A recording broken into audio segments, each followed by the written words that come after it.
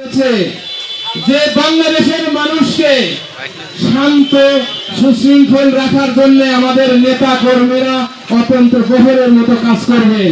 কারণ আওয়ামী লীগ যা করেছে আমরা তা করতে চাই না।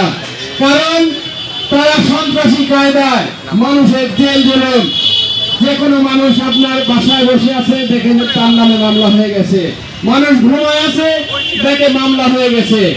আমরা সেই নির্যাতন সেই নিপীড়ন আমরা করতে চাই না।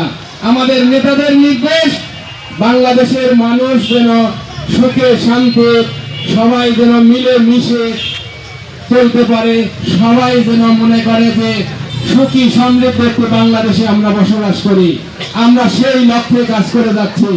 আমাদের আজিজ ভাইও একই নির্দেশনা দিয়ে আসতেছে, বিভিন্ন ইউনিয়নে বিভিন্ন মহল্লা কারা মহল্লা একই কথা অত্যন্ত পরিশ্রম করে আসতেছে। আপনারা দেখছেন 5 তারিখের পরের থেকে একই নির্দেশনা সে দিয়ে আসতেছে যে আপনারা শান্ত থাকেন, আপনারা সুশৃঙ্খল থাকেন, কোন মানুষের ঘর বাড়ি ভাঙচুর জমি দখল আগুন জ্বালা পোড়াও আওয়ামী লীগ যা করেছে আমরা তা করব না। কারণ আমরা যদি একই কাজ করি তাহলে আমাদের আর ওদের মধ্যে কোনো পার্থক্য থাকবে না। তার নির্দেশনাও আমরা ফলো করতেছি। আপনারা দেখেছেন এইখানে আমরা 5 তারিখের পর থেকে এইখানে অস্থায়ী আমরা ক্যাম্প করেছি। এই বাজারে কাজ করে ঐতিহ্যবাহী একটি হাট বাজার, এইখানে অনেক মানুষের কর্মসংস্থানের কাজ করে, তাদের ব্যবসা বাণিজ্য আছে। এই উত্তরবঙ্গের মধ্যে চাষকরের হাট বৃহৎ একটি হাট বাজার, এইখানে যাতে হিন্দু বৌদ্ধ খ্রিস্টান সর্বদলীয় মানুষ এইখানে বসবাস করে ব্যবসা বাণিজ্য করে।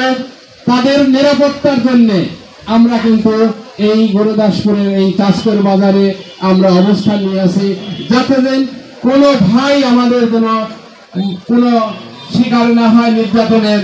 এবং আমরা এখানে আসি একটাই কারণে, আমাদের আসে যদি বলে যে ভাই আমার উপরে সমস্যা বা নির্যাতন হচ্ছে, আমরা সেইখানে কিন্তু ছুটে যাব।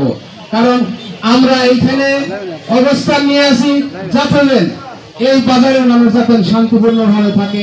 যাই হোক, সবাই আমার এই গুরুদাসপুর পৌরবাসী এবং উপজেলার নেতৃবৃন্দ আছেন, সবার প্রতি আমার সবার সুস্বাস্থ্য কামনা করি এবং সবাই ভালো থাকবেন সুস্থ থাকবেন। আমার সংক্ষিপ্ত বক্তব্য শেষ করছি। শহীদ জিয়া অমর হোক, খালেদা জিয়া জিন্দাবাদ, তারেক রহমান জিন্দাবাদ, দুলু ভাই জিন্দাবাদ, আজিজ ভাই জিন্দাবাদ। কারণ আজিজ ভাই বক্তব্য দিলে আমরা শুনবো, এই বলে আমার সংক্ষিপ্ত শেষ করছি।